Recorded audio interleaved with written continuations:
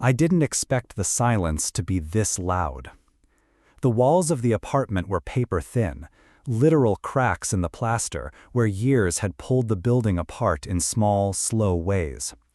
The floor groaned under my feet as I stepped inside for the first time. My suitcase wheels caught on the edge of a loose tile and stopped. I almost took it as a sign. But I was already here, and I had nowhere else to go. The landlord had left the key under the mat, wrapped in a faded note with a half-hearted welcome and a phone number I wasn't sure anyone would ever answer. Second floor, third door on the left. Don't slam it, it sticks. He wasn't kidding. The door did stick. It took both hands and a sharp shoulder to force it open. The room smelled like old books and boiled water, not unpleasant, just stale. There was only one window, facing the alley.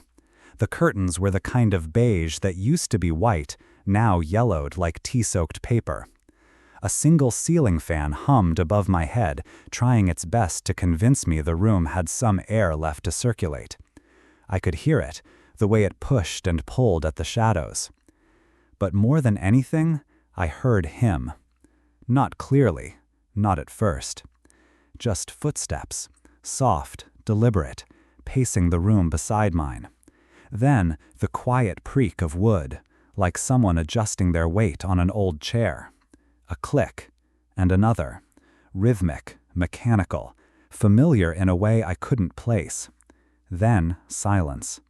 A long, lingering silence, as though he, whoever he was also listening. I paused, hand still gripping the handle of my suitcase. Had he heard me? The thought shouldn't have made my pulse quicken, but it did. I swallowed hard and glanced toward the wall we apparently shared. I hadn't seen him when I arrived. No one had come out into the hallway, no footsteps on the stairs behind me. But now, there he was. Not in sight, but present in the atmosphere, like the residue of a scent you can't name, but can't ignore. I moved quietly around the room, unpacking the few things I had brought. A worn-out paperback, a tea mug with a crack down one side, 2 notebooks, one of which was mostly empty. I was 34, divorced, childless, and utterly exhausted. I had traded a 3-bedroom house in the suburbs for this, a 1-room rental with a sink that dripped and a wall that already felt too intimate. But the silence didn't feel empty. It felt watched. And oddly, I didn't mind. I made tea that night, not because I wanted it, but because boiling water was the closest thing I had to a ritual, something that made this strange, silent room feel slightly more mine. I sat on the edge of the mattress. And then I heard it again. Click, click, pause, click. A faint whirring. Then the soft sound of keys being tapped, not furiously, not angrily, but slowly, thoughtfully, like someone writing with care. The noise of a man who did not sleep early. I don't know how long I sat there, mug in hand, tea untouched. My gaze drifted toward the wall again. I imagined him there, only a few feet away, sitting at a desk, maybe barefoot, maybe shirtless, maybe not thinking of me at all. And yet, I reached for my notebook and started writing. Day 1. New place, new wall, new neighbor. Still the same old loneliness, but softer somehow. It has a heartbeat now, not mine, but nearby. That night, I left the lamp on, just dim enough, and I didn't close the curtains. I wasn't sure who I was waiting for, or what I expected, but I let the window remain open to the alley light. And when I finally lay back, just as I was slipping into something not quite sleep, I heard 3 soft knocks. Not on my door, but on the wall. The 3 knocks echoed in my chest long after they faded. I didn't move right away. I just lay there, still as the night air, heart beating in that quiet, questioning way, like it was waiting for permission to react. I could have told myself it was a pipe, or the building settling, or some other harmless thing creaking in the dark, But it wasn't. It was deliberate. 3 distinct taps, spaced evenly, not rushed, not urgent, but unmistakably human. I sat up slowly, the sheet slipping down my legs, and turned toward the wall. Silence. I placed my hand against the paint, fingers splayed across the cool surface. It wasn't cold, not anymore. It had absorbed the warmth of my breathing, my presence, and maybe his too. I didn't knock back, not yet. The next morning I left early. Not to avoid him, I told myself that, but because I had errands to run. At least, that's what I wrote in my notebook over a cup of instant coffee I didn't finish. He knocks. I listen. Maybe that's all we are, quiet people touching space through walls. The hallway was dim as always. The wallpaper near his door peeled at the corners. A single houseplant wilted in a broken pot beside the stairwell. I glanced at his door on my way down, half expecting it to open, half hoping it wouldn't. It didn't. But someone had slid something under mine while I was gone. It was waiting when I returned, a thin sheet of paper, neatly folded once. No name, no markings, just a faint charcoal smell. Inside, a photo. Black and white, grainy, beautiful in a way that felt accidental. It was a still image of my hands, mine, holding my chipped tea mug from the night before. The shot was cropped close, like he'd taken it from a crack in the door or the alley window. Just fingers and porcelain and steam. And on the back, in neat, uneven handwriting, "You looked like silence personified." I stared at it for a long time. My first reaction should have been fear. This was, after all, a photograph of me taken without consent, proof that I was being watched by a stranger, a man I hadn't seen clearly, hadn't spoken to, hadn't invited. But I didn't feel fear. I felt seen. Not in the performative way, not like a picture you post and pose for. This was different. He had caught something I didn't know I was showing, a kind of stillness I hadn't realized had formed around me like fog. And now he had given it back to me, as if to say, I noticed. That night I waited. No tea, no lights, no music, just me and the dark. The clicks returned, the camera, or maybe the keys of a typewriter. He never used music, never muttered to himself like some do when working. Only silence and soft mechanical sounds that made the wall feel thinner than it should. At midnight, I turned on the lamp by the bed, dim, amber, like a candle that had forgotten to die. I took the photo and slid it under his door, same as he had. I wrote 3 words on the back. I'm still listening. Then I sat cross-legged on the floor by the wall, resting my head against the cool plaster. I waited, not for a reply, I wasn't that naive, but maybe for a vibration, a breath, a sense of nearness. And then it came. 3 soft knocks, again. But this time slower, closer, measured, like fingers dragging memory into sound. I raised my own hand. My palm hovered for a moment, then tapped once. Silence. Then again, 1 soft knock. I didn't know the rules. I didn't know the man. I didn't even know what game we were playing. But I was in it now. 2 strangers, separated by a wall, speaking in knocks, watching in silence, drawn together not by touch, but by the unbearable tension of everything not said. I didn't sleep much that night. Not because of noise, there wasn't any. Just the quiet knock of presence, the pulse in my ears when I lay too still, the echo of 3 soft taps on the wall, and my own answering knock in return. It had become our language now. No names, no faces, just sound and silence, response and waiting. The next morning, sunlight bled through the thin curtains like diluted gold. I stood by the window for a long time, holding my breath without knowing why. Part of me thought he'd be outside, the man next door, maybe crouched in the alley with a camera, waiting for the light to hit my face just right. But the alley was empty. Only the scent of rain on concrete. Only the rusted bicycle left abandoned near the dumpster. Only my own reflection staring back at me from the windowpane. By noon, I found something new under my door. A photograph. But this one wasn't mine. It was him. His back, actually, shirtless, facing away from the camera. Taken in dim lighting, muscles outlined in soft shadow, head tilted slightly as if listening. It looked like it had been taken with a timer, or maybe a mirror. The grain of the image made it feel timeless, like it had always existed. He had framed it so the curve of his spine matched the edge of a window frame. Minimal, intimate, raw. And on the back, "We're even now." I sat down on the floor, photo in hand, and stared at it for a long time. There was nothing sexual about it, no posturing, no intent to seduce. It was vulnerable in a way I hadn't expected. He had given me a piece of his body, but not to provoke, only to match my own. I ran my fingers over the texture of the paper. He had printed it on real film stock, not from a phone, not from some throwaway digital shot. This was deliberate, meant. The kind of photo you develop yourself, in a darkroom, breathing chemicals and poetry.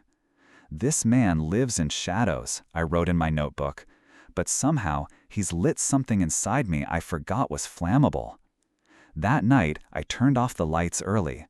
I lit a candle instead, the scent of sandalwood curling upward in slow spirals. I stood near the wall and whispered, "Are you there?" Of course, he couldn't hear. But seconds later, there were 3 knocks. Then a pause. Then 2. Then 1. I had no idea what the pattern meant, but my heart answered for me, quickening, tightening, unfolding like a letter you'd buried under your pillow years ago. I reached for my pen. This time I wrote on paper, not in my journal. "What color are your eyes?" I slid the note under his door and waited. No answer came that night. But in the morning, taped to the inside of my door with a single strip of black photo tape was a small square envelope. Inside, another photograph. His eye, just one, cropped tightly, black and white, every detail in sharp focus, the curve of his lashes, the faint shadow beneath. And though the image lacked color, I somehow knew they were dark brown, like warm coffee just before the cream is stirred in, like burnt honey. And there, below the photo, he had written, "I want to see how you look when you're not hiding." I kept the photo by my bed, not framed, not hidden, just there. A single eye, printed on textured paper, resting atop my notebook like it had always belonged. Sometimes I'd catch myself looking at it while brushing my teeth or folding laundry. Sometimes I'd whisper things to it that I didn't mean to say aloud. Things like, "I wonder what your voice sounds like when you say my name." Or, "Would you look at me the same way if I were closer?" Or worse, "I'm starting to forget the point of walls." We didn't speak, not with words, but our conversations deepened in other ways. On the 5th night, I heard it again. 3 knocks. Then silence. I sat on the floor, back against the wall, fingers tracing the paint. Then, just to see, I knocked once. He waited, then knocked once in return. I smiled. It was ridiculous, childish, but suddenly I wanted to test it. 2 knocks from me. 2 knocks back. I held my breath. Then I whispered, "Can we make this something?" And somehow we did. That night, under candlelight and insomnia, I made a key. A system of taps. Knocks. No. Knocks. Yes. 4 knocks. Ask me something real. I wrote it down on lined paper in black ink, folded it once, and slid it under his door. The next evening, I heard 4 knocks. It was the softest rush of adrenaline I'd ever felt. It started in my stomach, low, patient, then spread up like smoke behind my ribs. I placed my palm against the wall. Then I whispered, just barely loud enough, "Do you ever imagine what I look like?" Silence. Then 3 knocks. I exhaled, startled by how warm my cheeks felt. I asked another, "Do you think you'd recognize me in a crowd?" 3 knocks again. I don't know why I asked the third one. Maybe because the room had gotten too quiet. Or maybe because part of me wanted the silence to break into something riskier. "Would you kiss me if we met in a place where no one knew our names?" This time he took longer. Long enough for me to wonder if I'd crossed something. Then 3 knocks. But slower, weightier, as though the answer had cost him something. I didn't ask anything else that night. I just sat there, pressing my knees to my chest, and let the silence surround me again. Not empty this time, but full, like a room right after a violin stops playing. The music still there, clinging to the air, refusing to die. Later that night, as I lay in bed, I traced the photo of his eye again. There was something about it I hadn't noticed before. Not fear, not sadness, but restraint. Like he was holding back something enormous just beneath the lens. Like he had rules, and I had just asked him to break one. And still, he had knocked. 3 times. I hadn't spoken out loud in almost 2 days. It was strange how quickly the voice forgets its weight when it has no reason to be used. But my mind was loud, too loud. A constant thrum of questions, replayed knocks, phantom sounds in the wall. 3 knocks meant yes. But yes to what? I hadn't decided if I was afraid of the answer or the fact that I might want to ask more. The kettle boiled at exactly 11:34 p.m. That had become my hour. Something about making tea before midnight made the room feel gentler, like I was offering the night something small in exchange for its silence. I opened the cupboard to find I was down to the last packet of chamomile. Faded, bland, familiar. A flavor that had no surprises left in it. I sighed, dropped the bag into my cup, and stood at the counter in the dim light. Then I heard it. A sound I hadn't heard before. Soft rustling, paper on tile, a quiet shuffle. I stepped toward the door and opened it slowly. No one there. But on the floor, just at the edge of the welcome mat, was a small bundle wrapped in a gray handkerchief, folded carefully, tied with twine. I knelt, fingers trembling slightly as I reached for it. The fabric was soft, worn from years of use, probably carried in a coat pocket, maybe kept close to the chest. Inside, loose tea leaves, fresh, rich, earthy with a sharp hint of ginger and something floral, jasmine maybe, that bloomed the moment the air hit it. Tucked inside the folds was a handwritten note, the same uneven handwriting from before. For the hour when the silence feels too thick, 1 spoon per cup. Breathe slowly. There was no name, no signature, not even a knock to announce it. I closed the door, locked it out of habit, and stood in the kitchen for a long time, breathing in the scent of something not mine, not familiar, but made just for me. I prepared the tea exactly as instructed. 1 spoon, cup rinsed warm first, no sugar. When I brought it to my lips, I understood something I hadn't before. He knew taste the way he knew light, subtle, deliberate, intimate, the kind of knowing that takes time and attention. I sat by the wall, cradling the cup between my hands, and whispered without knowing why, "Thank you." A minute passed, then 2, then 3 knocks. I didn't smile. I just closed my eyes, letting the steam rise past my face like a sigh. I didn't need to see him to know what he looked like right now. He was probably doing the same, drinking something warm, waiting for the next sound, the next note, the next reason to stay awake. This is what intimacy looks like when it doesn't touch you, when it doesn't speak, when it lives only in ritual and shadow and the breath between 2 walls. That night, I didn't turn the light off. I fell asleep with the cup still warm beside me, and I dreamed of hands I hadn't held, lips I hadn't kissed, and a voice I'd never heard, whispering my name through a wall. The next morning, I stayed home. I told myself I had a headache, a small excuse, harmless and forgettable, but the truth was more selfish. I wanted to hear him again. Or see him, even if only in passing. Even if I had to pretend I wasn't looking. I moved my desk closer to the window. The light came in softer that way.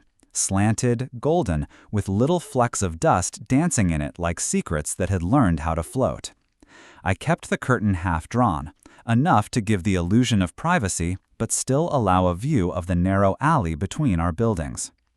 His window was across from mine, maybe 15 feet away, just diagonal enough that I could glimpse the edge of his room if the blinds were open. They rarely were. But that morning, for a few quiet minutes, they were. Just a sliver. I saw part of a wall, gray with peeling paint. A bookshelf. A stool with a dark gray towel folded neatly over it. And light. Warm, rich, almost golden, pooling near the floor like someone had spilled the sun. And then I saw him. Only his profile. He was standing near the window, shirtless again.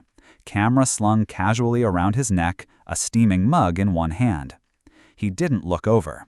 He didn't need to. He had the stillness of someone who knew he was being watched, and allowed it. It was the first time I'd seen his body in motion, not frozen through a photograph, not imagined through knocks and breaths. He was tall, lean, all quiet strength and unspoken edge. The kind of man who filled space not by noise, but by weight. He stood there for a long moment, sipping, then turned toward the inside of his apartment and disappeared from view.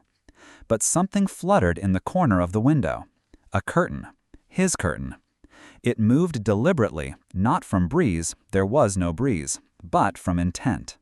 He had touched it, pulled it aside just enough, just once, and I understood. He had let me see him, on purpose. That night I left something for him for the first time. It wasn't a photo, it wasn't tea, it was a drawing. Just a small sketch, pencil on soft ivory paper, of a steaming mug with two hands holding it. Mine. Underneath I wrote, "For the man who gives silence a taste." I slid it under his door before midnight. No knocks, no sound. I didn't wait for an answer. But in the morning, the drawing had been returned. Same paper, same pencil.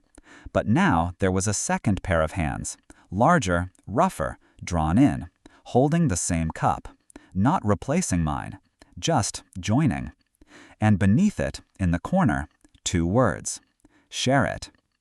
I pressed the paper to my chest like it might fall apart otherwise. For the first time I realized how dangerous it had become. This thing we were doing. It was no longer just a wall between strangers. It was a bridge, a thread, a risk. And something inside me, something long asleep, whispered, "Step over." I hadn't meant to see him, not like that, not in the light. The plan was simple: step out for groceries, come back with tea, keep my head down, pretend I wasn't waiting for a sign from someone I'd never officially met. But the universe had other ideas. I was halfway down the narrow stairwell, juggling my keys and coat, when I heard the door below creak open. Not my door, his. And then I saw him. He had earbuds in, one hand gripping the camera strap slung over his shoulder, the other still holding the knob behind him like he hadn't quite committed to leaving yet. His eyes met mine before I could look away. Dark brown, just like I'd imagined. But sharper somehow, not aggressive, not intrusive, just awake, like they were always halfway through observing something you hadn't realized was visible. I stopped 3 steps above him, one hand tightening around the railing. He didn't speak. Neither did I. The air between us was still, but not empty. It buzzed, it trembled. He took out one earbud, slowly, a silent gesture of offering. I opened my mouth. Nothing came out. I looked at the camera on his shoulder. It wasn't raised. He wasn't hiding behind it. For the first time, there was nothing between us. No knocks, no paper, no lens. Just skin, eyes, breath. I think he was waiting, not for a greeting, but for permission. And somehow that made me trust him more. "Hi," I whispered. It was barely audible, more breath than voice. His lips twitched, not quite a smile, just a soft pull at the corner. And then the lowest voice I'd ever heard in real life. "Hi." It sat in my chest like a chord struck too gently on piano strings, soft, imperfect, but resonant. We stood there for a moment longer. I could have said his name, but I didn't know it. I could have asked, but I didn't want to ruin the tension. Instead, I gave him a gift. I stepped down one stair. Now we were only 2 steps apart, close enough to see the flecks in his eyes, the faint scar above his brow, the stubble along his jaw. Close enough to feel the pull. He stepped aside, body angled just enough to let me pass, but not too much, like he didn't want the distance to feel like rejection. As I moved past him, shoulder brushing the edge of his arm, I felt something warm drop into the pocket of my coat. He didn't say anything. He didn't look back. He just climbed the stairs behind me in silence and disappeared into his room with a soft click of the door. I waited until I was outside to reach into the pocket. It was a photo. Me, on the stairwell, from behind, just seconds ago. Already developed, already printed. Which meant he'd taken it before I left my apartment. And he'd followed, just enough to leave this behind. On the back, a single line. "You look like someone learning how to be touched again." I closed my eyes, heart hammering. This was no longer just a game. It was becoming a story, and I wasn't sure who was writing it anymore, him or me. I didn't know he had my number. I didn't even know how he found it. Maybe the mail slot on my door. Maybe the crumpled utility bill I'd left on the hallway table one night out of forgetfulness. Maybe he never meant to use it. But he did. And he didn't call. He sent a voice message. No words, just sound. It came at 2:17 a.m. I was already awake. My phone lit up with the notification, and for a second I hesitated. My thumb hovered over the play button. It felt like a moment I could still step back from, a cliff I could still pretend I hadn't seen. But I tapped it, and what played through my speaker was the sound of breath. His breath. Long, slow, unsteady. And then the soft scrape of a chair against the floor, the hum of a lamp, the rustle of what I imagined was paper, and finally, a voice. Not directed at me, not staged, just him speaking into the dark. "Sometimes, I wonder what your laugh sounds like." He paused. "I imagine you laugh with your head tilted slightly to the right, that your eyes crinkle more than your lips move, and that you hate that about yourself." Another pause, a breath. "I've never been more sure of something I've never seen." The message ended, just like that. No name, no greeting, no goodbye. I sat up in bed, phone pressed to my chest, and didn't move for what felt like an hour. He had heard my silence. For weeks. Now, he had let me hear his. I didn't respond. Not at first. What could I say? Everything about us had been wordless, bodiless, until now. And yet, there was something about hearing him speak that made everything more dangerous, more real. He didn't sound young. He sounded tired, like someone who had watched too many people leave, or maybe who had left too many himself. His voice had the texture of a person who carried things they didn't talk about, like guilt, or loneliness, or grief that had long dried, but still left a taste. I listened to the message again the next night, and the next, until I finally broke my own rule. I recorded a reply. I waited until 2 a.m., lit the candle he hadn't seen but somehow knew I kept, and let myself speak into the silence. Just one sentence. I laugh with my hand over my mouth, like I'm afraid the sound might ruin something. I didn't sign it. I didn't even play it back. I just hit send. There was no reply. Not that night, not the one after. And for a moment, I wondered if I had broken something, if giving too much would push him back into his quiet place, behind the lens, behind the wall, where I couldn't follow. But then on the 4th night, I found something new. Not under my door, not taped to it, but slipped between the pages of the book I left open on the windowsill. A photograph, blurry, taken through glass. My silhouette against candlelight, hand resting near my lips, mid-laugh, caught in the act. On the back, "You didn't ruin it. You're the only sound I want to hear." There are moments when the air between two people becomes so thick it might as well be skin. That night, the wall breathed. It was just past midnight. The world outside was wrapped in rain, the kind that doesn't fall, just settles, soaking into concrete and conversations you were never brave enough to start. I had the lights off, candle burned down, curtains open, everything soft and quiet, except my chest. It beat louder than it should have. Then I heard it. 1 knock. Then 3. The first, to ask, "Are you there?" The 3, to say, "Yes, yes, yes." I moved to the floor without thinking, blanket around my shoulders, knees drawn up. I pressed my back against the wall, the side of my face, my cheek warmed by it. And then, another sound. Fingers, sliding, the soft scrape of skin against drywall. He was there. Not just present, close. So close I could hear him exhale. And then, I did it. I raised my hand and pressed my palm flat to the wall, waiting. It didn't take long. His hand met mine from the other side. Not with force, not all at once, just fingertips first, searching, aligning, finding me. I closed my eyes. We sat like that for I don't know how long. Minutes, maybe an hour. Time softened, melted like wax. I felt the heat of him, the weight of what this was. Not touch, but presence, real, solid, aching. We didn't move, didn't speak. We just were. I imagined what his hand looked like on the other side. Bigger than mine, rougher, maybe ink-stained, maybe scarred.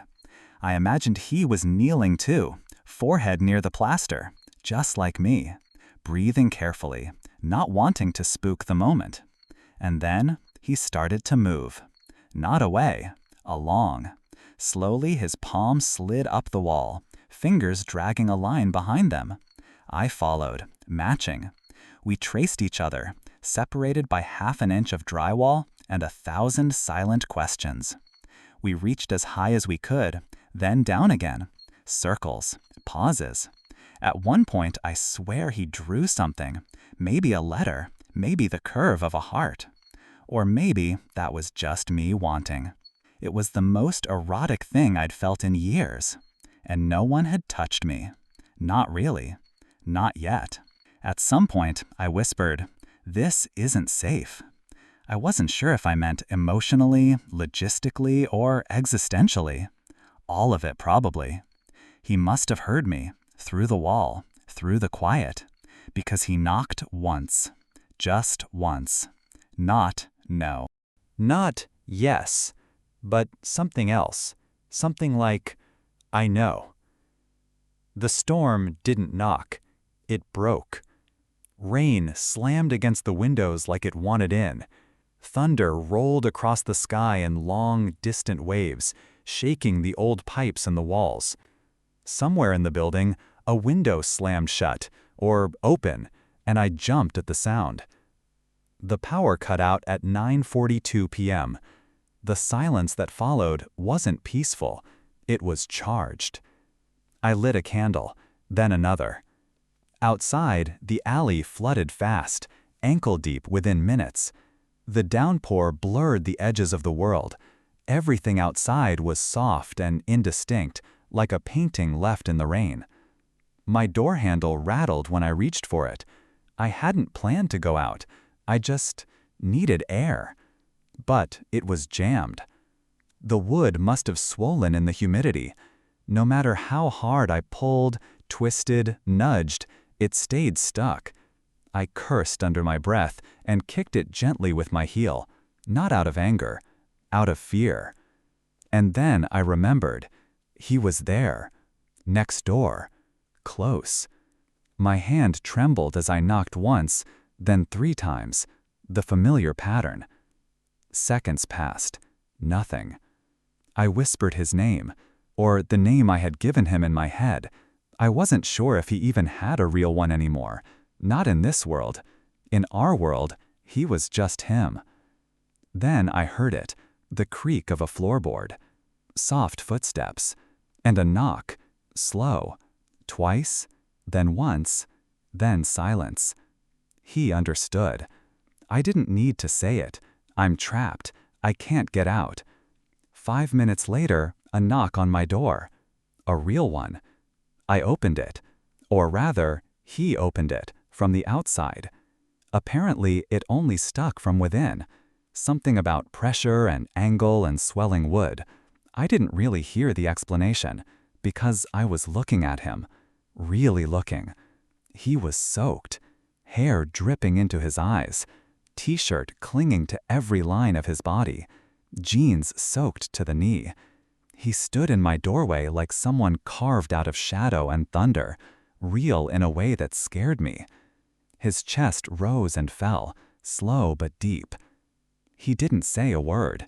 Neither did I. The rain behind him made everything feel cinematic, like we weren't real, just a scene that would end when the next cut came. I stepped back without being asked. He stepped in without assuming. I closed the door. And just like that, for the first time, we were in the same room. No wall, no photographs, no paper, just breath, just skin, just him. Water dripped from his hair onto the floor, onto my rug. I didn't care. I watched it soak in like a secret, like evidence. He looked at me, not like a question, but like a mirror, and I felt seen in a way that stripped me down to bone. "I'm sorry," I whispered, "about the door." "You're not," he said softly, voice like dusk, "and I'm not either." The candle flickered between us. I reached out, not for his face, not his chest. I touched his wrist, just barely, and it felt like I had lit something that had been waiting to burn all this time. He didn't move. He let me.